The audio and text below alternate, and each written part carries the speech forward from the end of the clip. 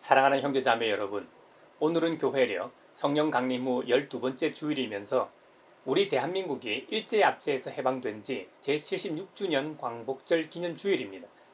우리 주님께서 말씀하신 대로 아버지 하나님께서 보내시겠다고 하신 진리의 영, 거룩한 보혜사 성령님을 우리에게 보내셨습니다.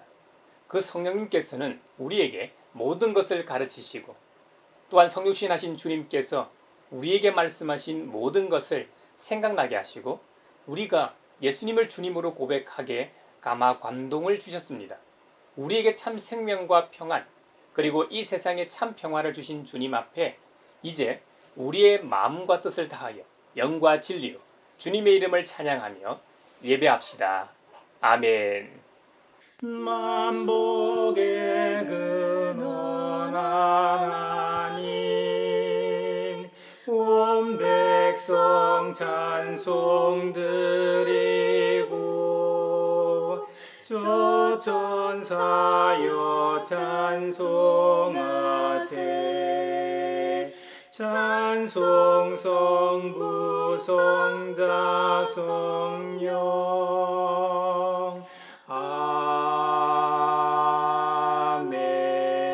아멘. 할렐루야. 내가 온 마음을 다 기울여 정직한 사람의 모임과 회중 가운데서 주님께 감사를 드리겠다. 주님께서 하시는 일들은 참으로 훌륭하시니 그 일을 보고 기뻐하는 사람들이 모두 깊이 연구하는구나. 주님이 하신 일은 장엄하고 영광스러우며 주님의 의로우심은 영원하다. 그 하신 기이한 일들을 사람들에게 기억하게 하셨으니 주님은 은혜로우시며 긍휼이 많으시다. 주님은 당신을 경외하는 사람들에게는 먹거리를 주시고 당신이 맺으신 언약은 영원토록 기억하신다. 당신의 백성에게 하신 일, 곧 뭇민족의 유산을 그들에게 주신 일로 당신의 능력을 알리셨다. 손수하신 일들은 진실하고 공의로우며 주님이 지시하시는 법은 모두 든든하며 영원토록 흔들리는 일이 없으니 진실과 정직으로 제정되었다. 당신의 백성에게 구원을 베푸시고 그 언약을 영원히 세우셨으니 그 이름이 거룩하고 두렵다. 주님을 경외하는 것이 지혜의 근본이다. 주님의 계명을 지키는 사람은 바른 깨달음을 얻으니 영원토록 주님을 찬양할 일이다. 아멘. 아멘. 주 언약하신 것 끝까지 지키니 저 하늘나라 향하여 곧 가리라. 주 얼굴 배울 때 내 맘이 기쁘고 영원히 주의 영광을 찬양하리. 아멘. 주님 안에서 한 식구된 형제자매 여러분, 지극히 높으시고 거룩하신 하나님 앞에 겸손히 엎드려 참 마음으로 우리의 죄를 자복하고 회개함으로써 새로운 말씀을 받읍시다. 용서하신다는 말씀을 의지하여 우리 죄를 고백하오니 용서하시는 하나님이시며 은혜로우시며 긍휼히 여기시며 더디 노하시며 인자가 풍부하신 하나님, 우리 죄를 용서하시고 모든 불의에서 우리를 깨끗하게 해주시옵소서. 주여 주 예수여 저를 기억해 주소서. 주여 주 예수여 당신 나라 임하실 때 주여 주 예수여 저를 기억해 주소서. 주여 주 예수여 당신 나라 임하실 때.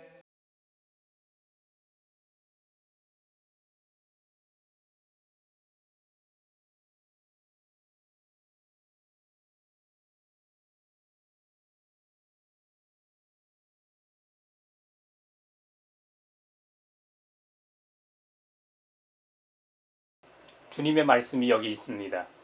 우리 중 누가 정죄의 자리에 설 수 있습니까? 오직 그리스도, 우리를 위해 죽으시고 다시 살아나신 주님뿐이십니다. 그 주님께서는 나도 너를 정죄하지 아니하노니 가서 다시는 죄를 범하지 말라고 말씀하셨습니다. 우리 주님께서 여러분의 죄를 용서하셨음을 주님의 이름으로 선언합니다. 아멘. 찬미하여라 오 나의 영혼아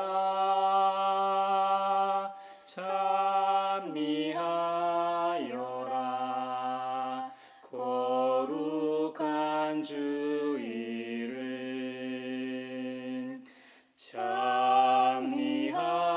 찬미하여라 오 나의 영혼아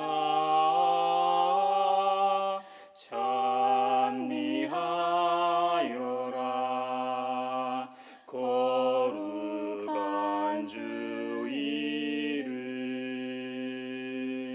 오늘 우리에게 주신 구약의 말씀은 열왕기상 2장 10절에서 12절, 3장 3절에서 14절입니다. 하나님의 말씀을 경청하십시오.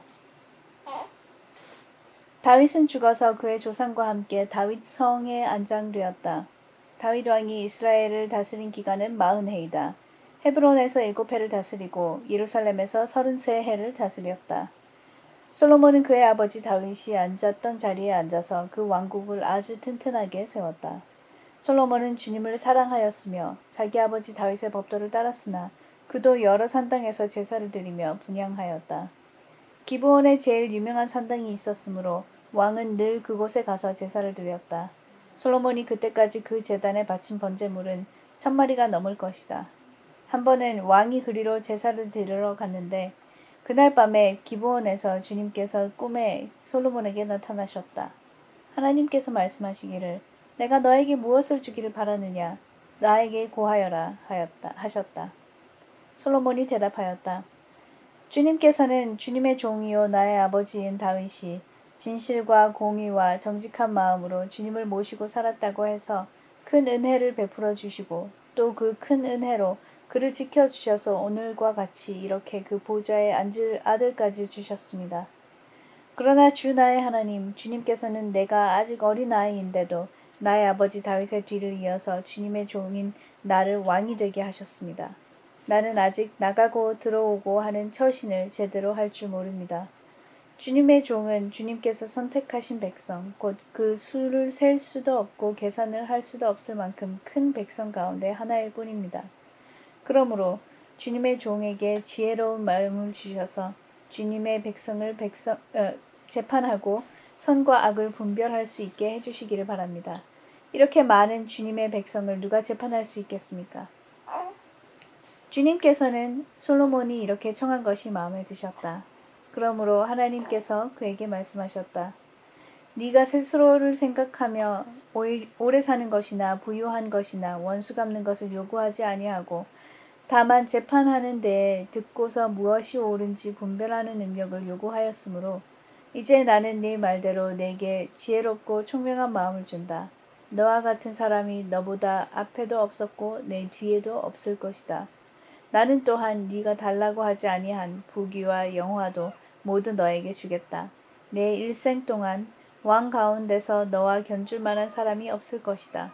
그리고 내 아버지 다윗이 한 것과 같이 내가 나의 길을 걸으며 내 법도와 명령을 지키면 내가 오래 살도록 해주겠다. 주님 주시는 참된 평화가 내 맘속에 넘치네. 주의 말씀에 거센 풍랑도 잠잠하게 되도다. 오늘 우리에게 주신 서신의 말씀은 에베소서 5장 15절에서 20절입니다. 하나님의 말씀을 경청하십시오. 그러므로 여러분은 어떻게 살아가야 할지를 살피십시오. 지혜롭지 못한 사람처럼 살지 말고 지혜로운 사람답게 살아야 합니다. 세월을 아끼십시오. 때가 악합니다.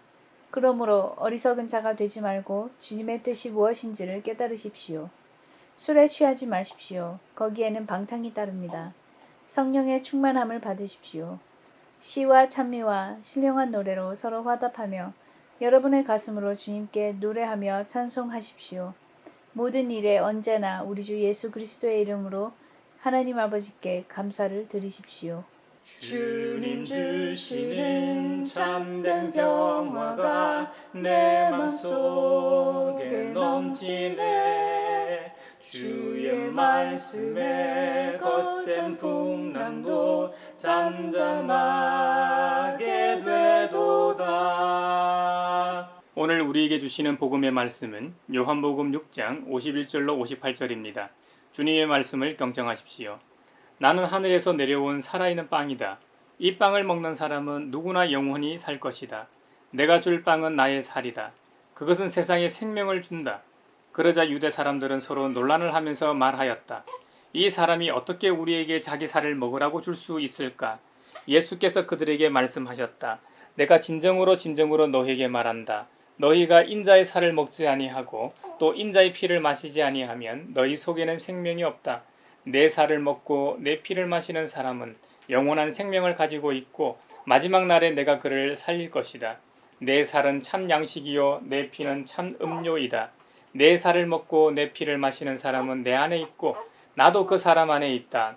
살아계신 아버지께서 나를 보내셨고 내가 아버지 때문에 사는 것과 같이 나를 먹는 사람도 나 때문에 살 것이다. 이것은 하늘에서 내려온 빵이다. 이것은 너희의 조상이 먹고서도 죽은 그런 것과는 같지 아니하다. 이 빵을 먹는 사람은 영원히 살 것이다. 이것은 주님의 말씀입니다. 하나님 감사합니다. 주님 주시는 참된 평화가 내 맘속에 넘치네. 주의 말씀에 거센 풍랑도 잠잠하게 되도다. 소외된 이들을 위하여 기도합니다. 장애인 차별금지 추진연대와 서울 부산 뇌변변 장애인 3인이 휴대폰 개통을 안 해주는 LGU 플러스를 대상으로 국가인권위원회에 진정했다고 합니다. 통신사 측에서는 육종장애인, 지적 자폐성 발달 장애를 비롯하여 정신, 언어, 뇌병변, 뇌전증 장애인은 보호자 없이 혼자서 기기 변경, 재약정, 신규 가입 등의 제약을 두고 있다고 합니다. 장애인 차별금지 및 권리구제 등에 관한 법률이 있지만 현실에서는 장애인 자기결정권과 선택권을 침해하는 일이 있는 것 같습니다. 휴대폰 개통뿐만 아니라 사회 곳곳에서 존재하는 장애인 차별이 사라질 수 있게 하소서. 가물함에 마른 땅에 단비를 내리시듯 성령의 단비를 부어 새 생명 주옵소서. 아멘. 사회를 위하여 기도합니다. 오늘은 제76주년 광복절입니다. 코로나 상황에서 광복절 기념 행사들도 차분한 분위기 속에서 진행되고 있습니다. 오늘날 우리는 번영한 대한민국에서 살고 있기에 그 옛날 아픔을 잊거나 망각한 채 살아가고 있습니다. 현재 K-팝, K-방역 등 아무리 잘 나간다 해도 평화와 안녕의 가치를 망각할 때 또 다른 치욕이 우리를 기다리고 있을지도 모를 일입니다. 주님, 다시는 한반도의 평화를 깨는 일이 없게 하시고 그 시대의 아픔을 간직한 채 기념하는 장소 등을 통해 과거의 아픔을 교훈 삼고 가해국 일본을 용서하고 그들을 넘어 전 세계 평화를 위해 정진하는 나라와 국민이 되게 하소서. 가물함에 마른 땅에 단비를 내리시듯 성령의 단비를 부어 새 생명 주옵소서. 아멘. 세계 평화를 위하여 기도합니다. 아프가니스탄에서 탈레반 반군이 계속해서 지방 수도를 점령하면서 이번 주에는 아프가니스탄의 3분의 2를 장악하였습니다. 동시에 친정부, 친서방 인사들을 살해하고 테러 행위를 저지르는 등 극단적 이슬람법으로 사회를 다스리며 특히 여성들과 언론인들의 인권을 빼앗고 있습니다. 시민들은 또다시 삼엄한 종교법의 통제 하에 두려움에 떨며 생존해야 하는 상황입니다. 최악의 경우 다시 1989년과 유사한 내전이 일어날 수도 있습니다. 정치 국제적 상황 때문에 아무도 나서서 돕지 않고 도울 수도 없는 이 상황에 하나님이 도우시고 개입하셔서 아프가니스탄 시민들을 안전하게 해주시고 기본적인 삶과 인권을 보장해 주시고 탈레반 군사들을 저지하셔서 하나님이 사랑하시는 나라에 평화가 오게 하소서. 가물어 메마른 땅에 단비를 내리시듯 성령의 단비를 부어 새 생명 주옵소서. 아멘. 지난 몇 주간 이스라엘의 제2대 왕이면서 이스라엘 최고의 왕으로 추앙받는 다윗 왕의 신앙을 살펴보므로 교훈을 얻었습니다. 이제 그 다윗이 죽고 제3대 왕으로 등극한 솔로몬에 대해 살펴보겠습니다. 열왕기상 3장은 다윗 왕의 후계자 이 솔로몬으로 결정되고 그에 따라 후계 자급이 견고하게 되는 과정을 그리고 있는 1, 2장과 왕위에 오른 솔로몬의 성공적인 통치를 기록하고 있는 4장에서 10장을 이어주는 연결고리가 됩니다. 오늘 본문에는 다윗이 이스라엘을 40년 동안 다스리고 죽어서 그의 조상과 함께 다윗성에 안장되었다고 합니다. 그의 아들 솔로몬이 아버지 다윗을 이어서 이스라엘을 아주 튼튼하게 하였다고 기록합니다. 솔로몬 하면 떠오르는 것 중에 하나가 바로 하나님께 지혜를 구하는 솔로몬의 기도일 겁니다. 지혜를 구하는 기도가 바로 오늘 본문인데요. 솔로몬의 기도를 통해 저와 여러분도 이 지혜를 구하고 하나님으로부터 오는 이 하늘의 은혜와 지혜를 얻는 시간이 되길 바랍니다. 솔로몬은 주님을 사랑하였다고 합니다. 사랑하는 것을 어떻게 알 수 있을까요? 자기 욕심 없이 하나님의 일을 먼저 생각하는 것. 그것이 눈에 보이지 않으시는 이 주님을 사랑하는 방법 아닐까요? 고대 그리스의 전래 동화인 이솝 우화에 보면 우리에게 친숙한 금도끼, 은도끼, 설화가 나옵니다. 이 금도끼, 은도끼, 설화가 한국적 토착화를 거치면서 헤르메스는 이 산신령으로 변모하게 됩니다. 하루는 나무꾼이 산에서 나무를 하다가 그만 실수로 연못에 도끼를 빠뜨렸습니다. 연못에 앉아서 하염없이 울고 있을 때 산신령이 나타나 우는 사연을 묻습니다. 사연을 들은 산신령은 연못 속으로 들어가 처음에는 금도끼를 찾아와서 이 금도끼가 네 도끼냐고 묻습니다. 이에 나무꾼은 정직하게 아닙니다 라고 대답합니다. 산신령은 다시 연못 속으로 들어가 이번에는 은도끼를 가져와서 이 은도끼가 네 도끼냐라고 묻습니다. 이번에도 나무꾼은 자기 도끼는 나무로 만든 쇠도끼라고 대답합니다. 다시 산신령이 연못 속으로 들어가 이번에는 진짜 나무꾼의 도끼를 가지고 나옵니다. 이에 나무꾼은 기뻐하며 네, 그 쇠도끼가 제 도끼입니다 라고 대답합니다. 이에 감명한 산신령이 나무꾼의 쇠도끼와 더불어 금도끼, 은도끼를 선물로 다 주지 않습니까? 반면에 이 이야기를 전해들은 이 욕심쟁이는 일부러 자기 도끼를 연못에 빠뜨렸다가 오히려 화를 당한다는 이야기가 이솝 우화에 나오는 줄거리입니다. 이 금도끼, 은도끼 설화는 인간의 정직함에 대한 교훈적 내용을 강조합니다. 나무꾼은 산신령으로부터 직접적으로 무력에 대한 유혹을 받았습니다. 하지만 정직하게 자신의 쇠도끼를 선택함으로 복을 받았습니다. 반대로 욕심이 아주 많은 사람은 화를 당하였습니다. 이러한 설화는 정직한 사람이 복을 받는다는 인간의 보편적 윤리관을 보여준다 하겠습니다. 이 때문에 올바른 심성을 길러야 하는 어린이들의 전래 동화로 사랑받고 있는 것 같습니다. 여러분, 이 이솝 우화의 금도끼, 은도끼, 설화 같은 이야기가 열왕기상 3장에 나옵니다. 솔로몬 초기에도 아직 예루살렘 성전이 완공되지 않았던 모양입니다. 그래서 백성들은 여러 곳에 있는 산당에서 하나님께 제사를 드리며 예배했다고 합니다. 당시 가나안 땅에는 곳곳에 산당이 설치되어 있었고 가나안 사람들은 그곳에서 바알신에게 제사를 드렸습니다. 산당은 높은 곳이라는 이 히브리어에서 왔습니다. 주전 3000년 전부터 가나안 사람들은 나무가 있는 이 언덕에 성소를 세웠다고 합니다.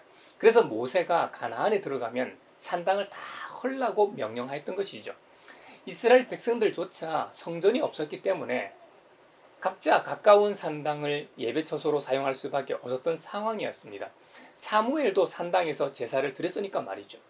예루살렘 성전이 완공된 이후에는 예루살렘을 중심으로 제사를 드리며 주님을 예배했습니다만, 불행하게도 이곳 산당에서 처음에는 하나님을 섬겼으나 후에는 가나안 족속같이 우상숭배와 혼합주의의 소굴이 되었던 곳이 바로 산당이었습니다. 그 예로 선한 왕 히스기야의 아들 므낫세가 왕위에 오른 후 가장 심하였는데요. 아버지 히스기야가 헐어버린 이 산당을 재건하고 바알의 제단과 아세라 목상을 다시 만들었다고 합니다. 솔로몬도 여러 산당 중 한 곳에서 하나님을 예배했습니다. 그 중에서도 가장 유명한 산당이 있는 기브온에서 제사를 드리며 예배했다고 합니다. 기브온 산당은 하나님의 언약궤가 있는 예루살렘에서 이 서북쪽으로 약 9km 정도 떨어진 곳에 있었습니다. 언약궤가 예루살렘에 있었음에도 불구하고 솔로몬이 기드온 산당까지 가서 제사를 드렸던 이유는 모세가 광야에서 지은 하나님의 성막과 번제단이 그 당시 기브온 산당에 있었기 때문입니다. 왕이 된 솔로몬은 온 회중과 함께 성막이 있는 기브온 산당으로 가서 1000마리 희생 제물로 번제를 드렸습니다.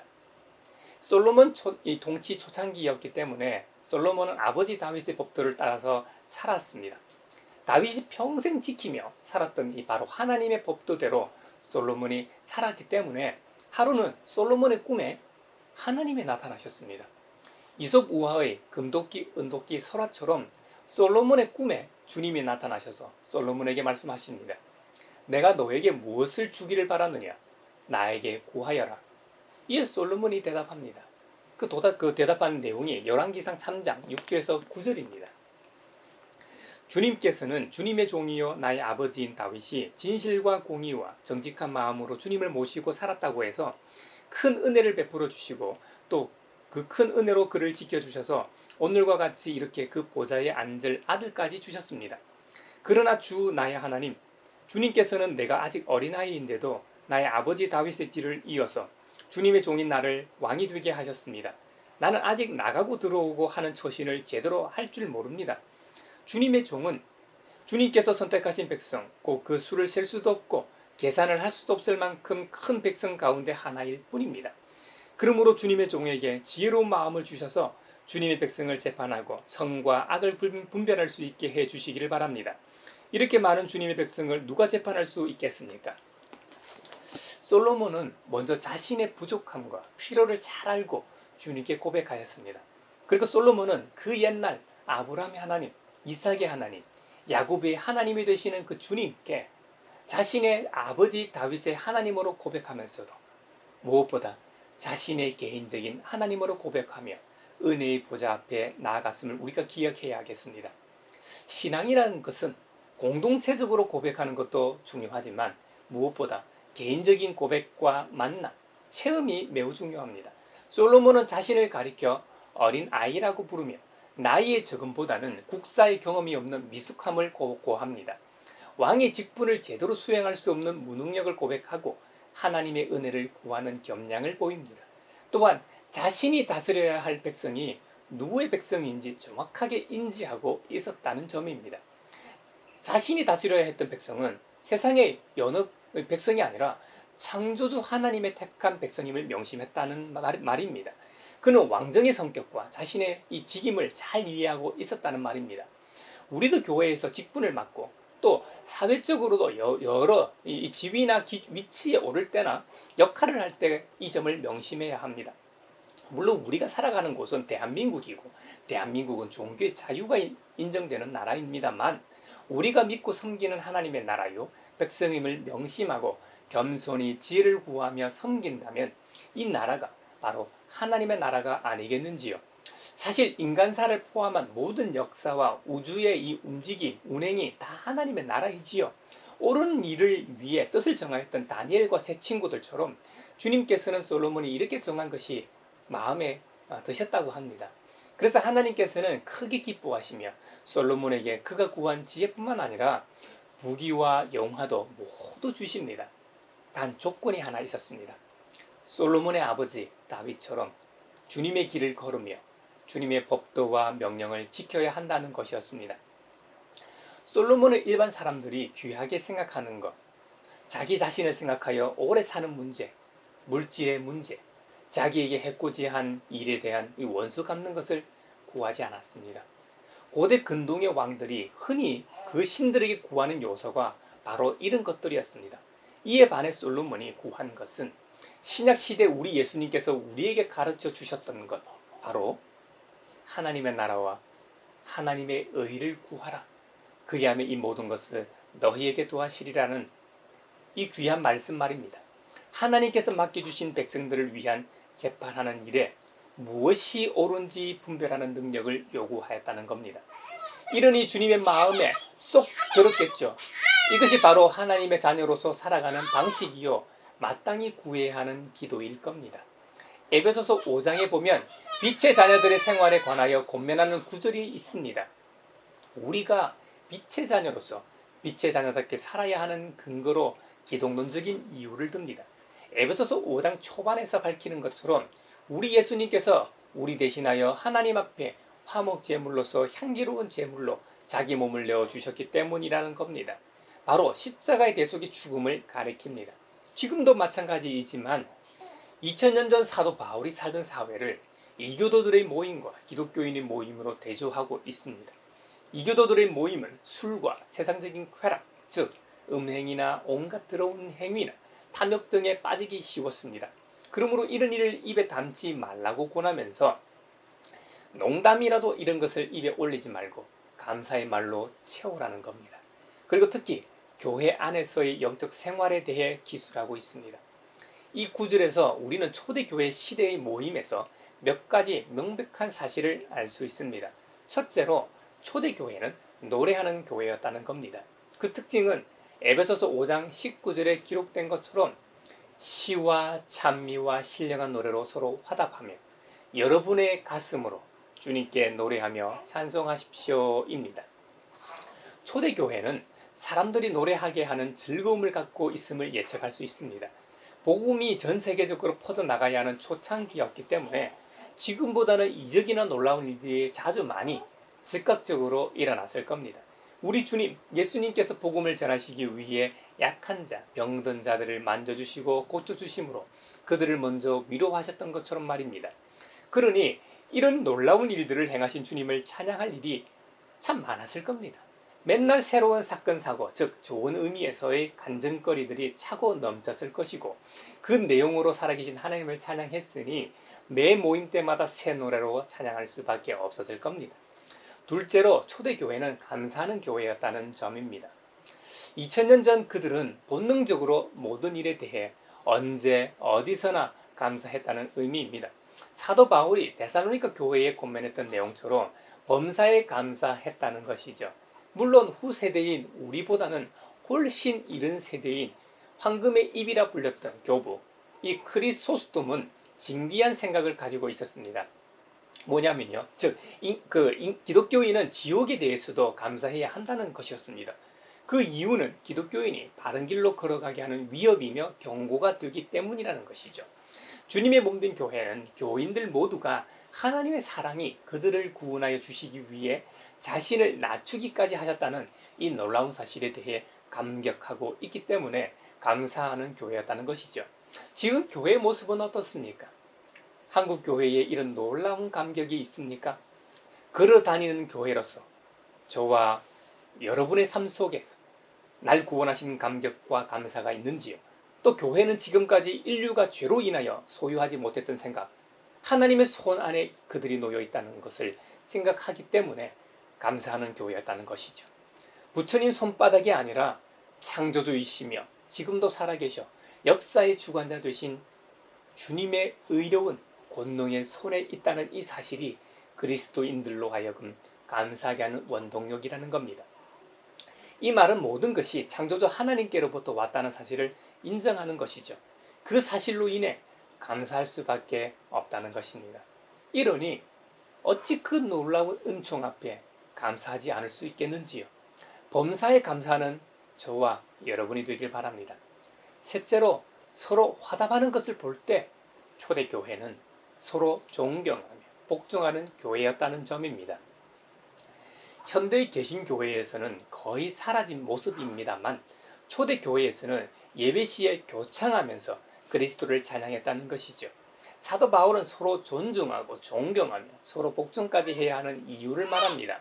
그들이 모두 우리 주 예수 그리스도를 경외하기 때문이라는 겁니다. 교회 안에서 누가 누구 위에 있을 수 있습니까?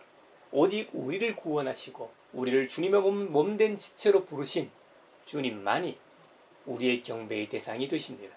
그러므로 교회 안에 있는 모든 교우들은 서로 존중하고 존경하며 서로 그리스도 안에서 질서에 따라 복종해야 한다는 것이죠. 이것이 교회의 질서라는 겁니다. 이럴 때 교회는 시끄럽지 않고 평화를 누리게 되는 것입니다. 교인들 모두가 교회라는 울타리를 벗어나면 저마다 직업이나 사회적 지위에 따라 다른 모습으로 살아갈 겁니다. 하지만 초대교회는 그들의 사회적 신분과 위치로 교우들을 보지 않았다는 겁니다. 그들은 다른 사람을 그리스도의 빛을 통하여 보았습니다. 따라서 그들은 모든 인간이 가진 존엄성을 보았다는 말입니다. 그래서 서로 존중하고 존경하며 사회적 신분의 차이에도 불구하고 교회의 질서에 따라 서로 복종했다는 겁니다. 이런 모습이 바로 지혜로운 사람답게 사는 모습이라는 것이죠. 이미 우리는 하늘 지혜를 받은 사람이라는 것입니다. 여기서 말하는 지혜는 주님의 뜻이 무엇인지 깨닫는 것입니다. 온 세상에 비치신 주님의 뜻은 곧 선과 의와 진실입니다. 개역 개정판 번역으로는 바로 빛의 열매인 모든 착함과 의로움과 진실함으로 살 때 주님의 기쁨이 된다는 것이죠. 이런 일들은 성령 충만함을 받으면 가능하다는 것입니다. 이럴 때 우리는 자연스레 우리를 구원하신 하나님과 그분의 아드님이신 예수님을 찬양하며 영광 돌릴 수 있다는 겁니다. 골로새서 3장 16절에는 성령 충만 대신에 그리스도의 말씀이 풍족하게 된 심령이 시와 찬미와 신령한 노래로 주님을 찬양한다고 합니다. 즉 우리 주님의 말씀으로 우리는 성령 충만함을 받을 수 있다는 말입니다. 그러므로 주님을 믿는 우리에게 있어 이 성경은 우리의 호흡이요, 우리의 젖줄이요, 양식이요, 생명의 말씀인 것이죠. 요한복음 6장에서 주님은 영원한 생명에 대해서 말씀하십니다. 그 영원한 생명을 얻는 길은 오직 주님의 살과 피를 먹어야만 가능하다는 겁니다. 예수님은 당신 자신을 살아있는 양식으로 비유하십니다. 하늘에서 내려온 살아있는 양식을 먹는 사람만이 영원히 산다는 겁니다. 마치 에덴 동산에서 아담이 생명나무의 열매를 먹고 일정 기간 동안 영생했던 것처럼 말입니다. 아담은 불순종의 죄를 지음으로 메시아를 상징하는 생명나무를 먹지 못하므로 결국 육신의 죽음을 맛보았습니다. 우리 역시 결국 육신의 장막을 벗을 날이 올 겁니다. 하지만 그것으로 모든 것이 끝이 아닙니다. 그때부터 영원한 세계가 진짜 시작됩니다. 그때 주님께서 말씀하신 하늘에서 내려온 살아있는 양식인 주님의 몸과 피를 먹고 마신 효력이 발생하기 시작할 겁니다. 예수님께서 당신 자신의 살을 먹어야 영원히 살 수 있다고 했을 때 사람들의 반응은 너무도 당연한 반응이었는데요. 이 사람이 어떻게 우리에게 자기 살을 먹으라고 줄 수 있을까 였습니다. 심지어 자기네들끼리 논쟁과 논란이 생겼다는 겁니다. 여기서 살과 피는 예수님께서 그 십자가의 대속적 죽음을 통해 찢기고 흘리게 될 자신의 몸과 피를 가리킵니다. 먹고 마신다는 표현은 사람들이 그의 희생을 믿음을 통해 개인적으로 받아들여 영생의 효력을 얻는 사실을 생생하게 묘사한 것이죠. 예수님의 대속적 죽음을 믿음으로 받아들인 것, 오직 믿음으로 받아들인 사람들은 주님과 긴밀하게 하나가 되어 함께 사는 것입니다. 어떤 형태로 함께 사느냐? 요한복음 6장 56절에 보면 내 살을 먹고 내 피를 마시는 사람은 내 안에 있고 나도 그 사람 안에 있다고 하셨습니다. 바로 주님이 내 안에, 내가 주님 안에 거함으로 존재하게 되는 것입니다. 이것을 기독교에서는 내주하신다고 표현합니다. 이 신비한 연합은 예수님이 성령을 통해 신자들 안에 거주함으로써 가능하게 됩니다. 에베소서에서 성령 충만함으로 우리가 빛의 자녀로서 살아갈 수 있다고 했습니다. 결국 우리는 예수 그리스도의 대속적 십자가 죽음을 통해 십자가에서 찍힌 주님의 살과 피를 먹고 마심으로 우리는 빛의 자녀로 입적하게 되고 양자의 영을 받게 되고 아예 주님과 하나 되게 된다는 겁니다. 이거 얼마나 놀라운 신비입니까? 이 신비를 어떻게 말로 다 설명할 수 있겠습니까? 오직 주님의 은혜로 그 엄청난 신비를 경험하게 되고 또한 그 신비 안에서 살아가게 됩니다. 이것이 기독교의 신앙이라는 것이죠. 또한 예수님께서는 자신이 하늘에서 내려온 이 살아있는 양식임을 주장하시면서 그 근거로 아버지 하나님을 제시하고 있습니다. 요한복음 6장 57절인데요.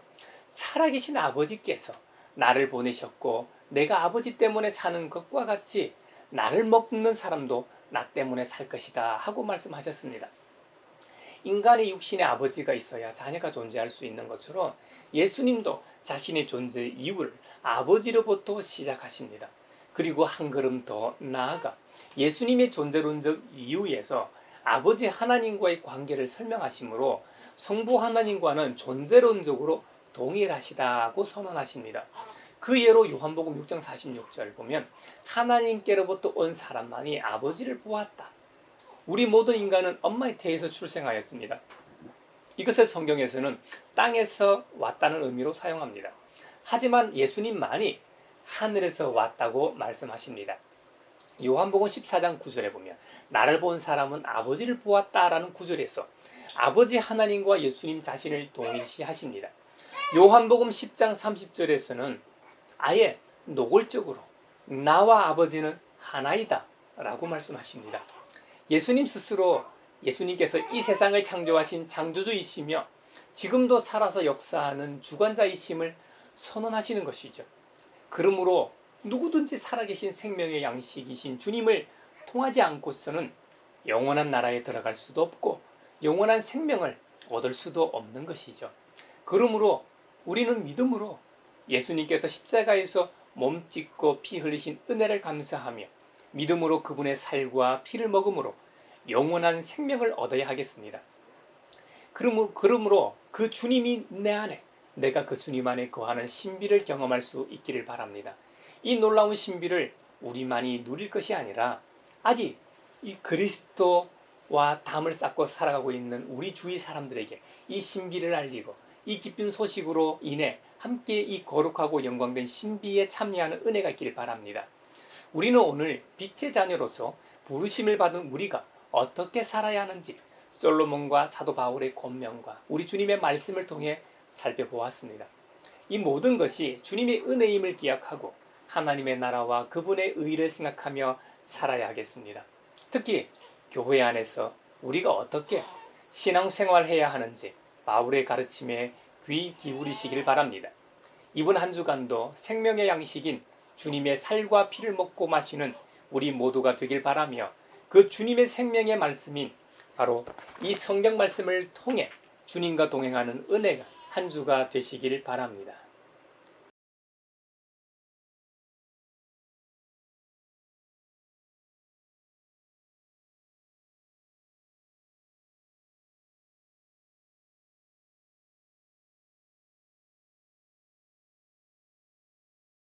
나의 하나님 받으소서 주께 드리는 이 예물을 소리 높여 감사로 주께 드리네 아멘.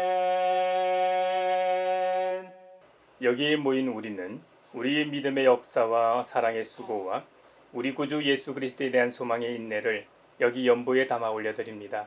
주님께서 말씀하신 대로 인색함으로나 억지로 하지 않고 하나님이 이끄시는 은혜에 감사하여 각각 그 마음에 정한 대로 즐거운 마음으로 바치오니 향기로운 예물이 되게 하소서. 은혜의 주님, 우리의 정성을 어여삐 여기시어 주님께서 베푸신 은혜에 비하면 보잘것없지만 말씀하신 대로 미리 구별하여 드리오니 기쁘게 받으시옵소서. 우리의 가진 것이 비록 적어도 바치는 기쁨은 더 커지고 버는 것이 적어도 나누는 즐거움은 더욱 넘쳐 우리 믿음의 소문이 각처에 퍼지게 하소서. 우리 주 예수 그리스도 이름으로 감사하며 기도하옵나이다. 아멘. 생명의 주 나를 위해 보배 피를 쏟을 때 바다 같은 주의 사랑 그의 자비 넘치네. 그 사랑 누가 잊으리 그 찬양 누가 멈추리 그의 사랑 그의 자비 영원히 기억되리. 이제 평화 인사를 나누겠습니다. 주님의 평화를 빕니다. 주님의 평화가 여러분과 함께 하시길 바랍니다. 이제 축도하겠습니다.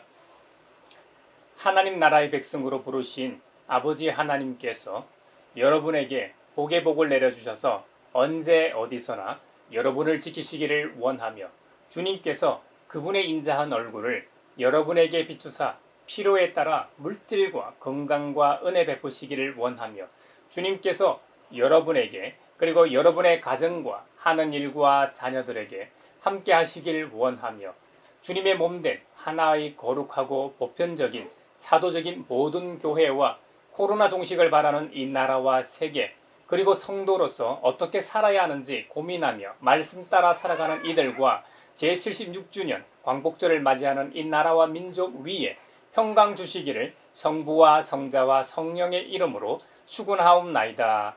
아멘.